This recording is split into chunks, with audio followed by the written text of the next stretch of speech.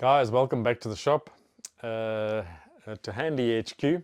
I've got a couple of little tips and tricks I want to show you quickly, and maybe there's some others that come down the line, but I've got a few lined up that I'll quickly show you, maybe to help you in your workshop. Maybe you've got some ideas you want to share with me. Please go ahead and do that. So without further ado, let's go. So the first one I've got here is above my combination wood machine, XC31. It's a Robland X31. I don't have much room, as you can see, around me here. So where do you put your push sticks and safety sticks to use, to save your fingers? And I've got them here attached to the roof with a little bit of this builder's, I don't know what you call it. Anyway, you buy it in a reel. It's like sheet metal, galvanized sheet metal plate with holes punched in it. And just for ease of use, I screwed that there to one of the rafters. And I've got a couple of, just made a sort of U-form down here. And on it, I have put my push sticks, so they just go on with, again, another neodymium magnet. This one here has got the little shark point for pushing push stick. And when you're finished with it, you can just pop it here. Then I've got another version of it here. I did some experiments with different versions. This one's got a little foot on it, as you can see here. Maybe it's easier to see like that, yeah. And for pushing very thin work, so you can see it's very thin. Again, with a little magnet. And then I've got one that's a little bit more fancy. I've got an offset handle on this one, just with a little bit of ply. Again, the little foot. And underneath I've got a little bit of sandpaper glued on, actually just stuff that you use for grips on steps, just to make sure it doesn't slip. And the handle is basically a copy of a plain, hand plane handle, and slightly offset, as you can see, with a bit of plywood in between. So, and again, a couple of magnets on the top here, and they just, when you're finished with it, it just clips on here anytime. And as you can see, I've got magnets in everything. Sometimes you need a pencil everywhere you are. Again, there's just a magnet lodged in the back there with a bit of super glue. And it's there. And here I've got a tape measure at hand. Sometimes you need a tape measure on the go. And it's got one of those little key things you put on your belt just to pull out and in. So that's a couple little gizmos I've got on there.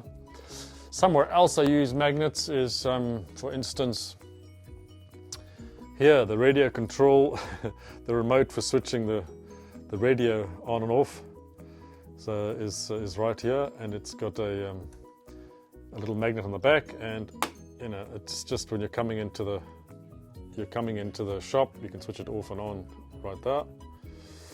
And then, as you can see behind this, it's stuck on a very big vernier. This vernier is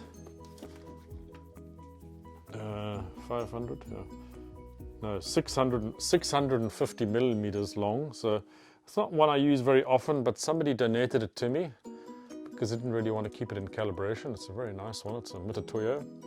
But yeah, I don't use it all the time. And where do you store this thing? There's not really a drawer big enough. So all I've got on the edge of one of my bolt cabinets are, 1, 2, 3, 4 of those neodymium magnets. They're not even glued on there, they're just stuck on there. And then this just sits there, out of the way. It doesn't take up any space, but if you need it, it's there. Still haven't found a proper space for my surface. My nice surface gauge. It's because I don't have space for a surface, for a marking table. And then elsewhere I've got little magnets on the bandsaw. Same thing, you always need a pencil, so I've got a pencil with a magnet just stuck on the side here. I've got a tape here with a magnet just embedded in it like that. And the push stick again is right here. I put a bit of red heat shrink on it so that you can see the thing, because it's black, you can't see it. And so it's right there when you need it to save your fingers. And the last one for today is on the lathe. And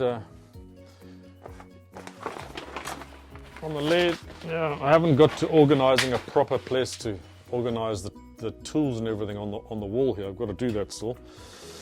But in the meantime, I've got my chuck keys just sitting on top here.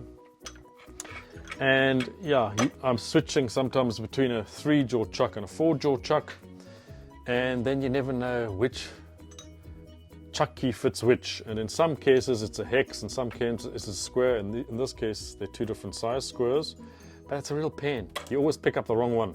So I've color coded them with a bit of heat shrink. The yellow striped one is for the 4-jaw chuck, and the plain red one is very easy to see amongst the tools, and that's just for the normal 3-jaw chuck.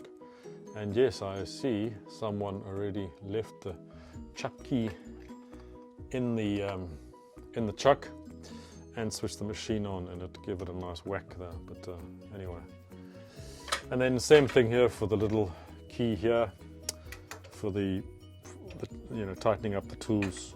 That's also in yellow and actually makes it quite nice. Nice feel. It's not as cold as steel when your garage is freezing in the middle of winter. I made these up as well, just for fun. Just with a socket, with a bit of square jammed in it, an old Allen key drilled at an angle, a 30-degree angle through there, and just a file handle put on here as my sort of permanent little wrench for the height of the tool post. And same for this. So I didn't have one that came with the lathe, so I just got a decent square socket, jammed in a hex so it's not coming out, and then used an old file handle on the back. And Bob's your uncle. So that's it for today, guys. Thanks very much for sticking with me for a few of the tricks in the workshop, and I hope it helps you and gives you some other ideas. Until the next time, cheers, bye.